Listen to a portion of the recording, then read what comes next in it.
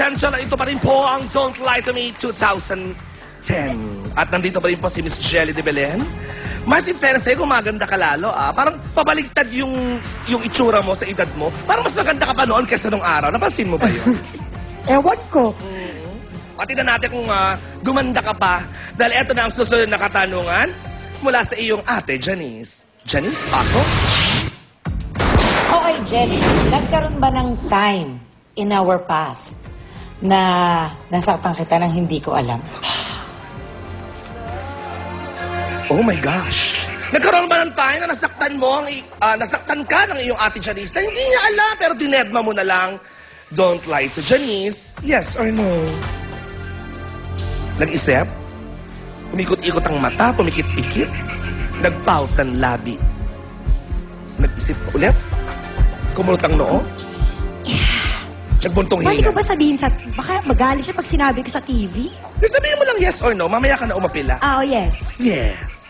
Alright. Nagpaka-honest naman, meron. Tingnan natin. Ngayon, kung di naman ka-TV-TV, bulong mo na lang sa akin mamaya. Tulong ko sa'yo. Nag-yes naman si Janice, si Jelly, matapos mag-isip ng matagal, Inspector Balyarta. Sumang-ayon naman ang ating lie detector test. Sumang-ayon. At kita naman yon, doktora, ang pagsabi niya, kahit matagal siya nag-pause, di ba? Kasi ang pagtingin niya, coming from left usually ang left is pagre-recall.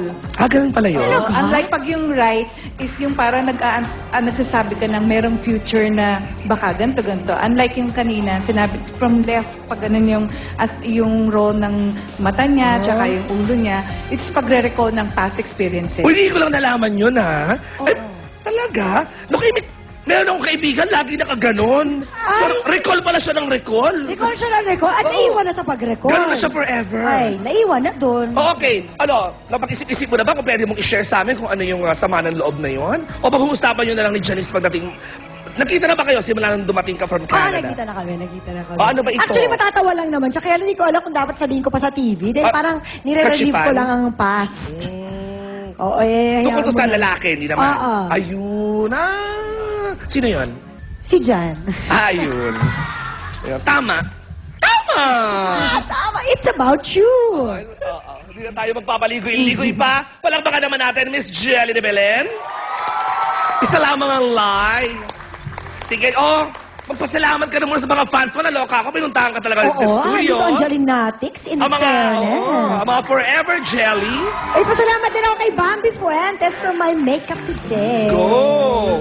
Ako nagpapasalamat ako sa Truth Verifier. Ayan, tawag kayo sa 634-7570-271. Hanapin nyo lang si Captain Conrado Dumlao kung gusto nyo magrenta itong kanilang lie detector, digital lie detector machine. Di ba ito irenta? Pwedeng-pwede yan. So, pa nagpapaparty ka, pwede. Why not? Yun ang gagamitin mo, imbis na nagpapaano kayo doon. Correct! Nagpapasalamat din kami syempre pa sa Philippine National Red Cross QC Chapter at sa Foxy Ladies at kay Dr. Camille. Doktora, see you again next week. At kay Inspector Balyarta. Nais ko magpasalamat sa Hair Wash Salon, of course. Chef Rogador for my beautiful jacket. Jerry Benaventura for my sparkling white teeth. And of course, kay Dr. Smani and Pai Kalayan ng Kalayan Surgery Center for my beautiful body and flawless skin.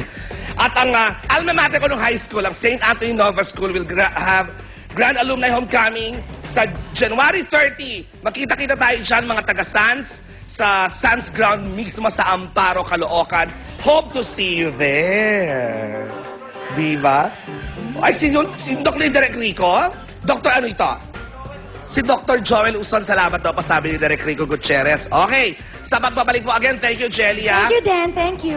Nako, eto nakakaloka, ha? Kanina po ay nakausap ko lang aking kaibigan na si Chris Aquino. At sa hindi ko nakakalam, ang direktor po namin ng Showbiz Central na si Derek Rico, kaibigan naman pala itong si Miss Mayan Austria. Ang mga staff ng Showbiz Central napunta mismo sa Valle. So lahat po ng angulo andito sa Showbiz Central sa aming pagbabalik. Ito, kanina ko lang nalaman kay Chris mismo, sila ni James hiwalay. Magbabalik po ang Showbiz Central. As in.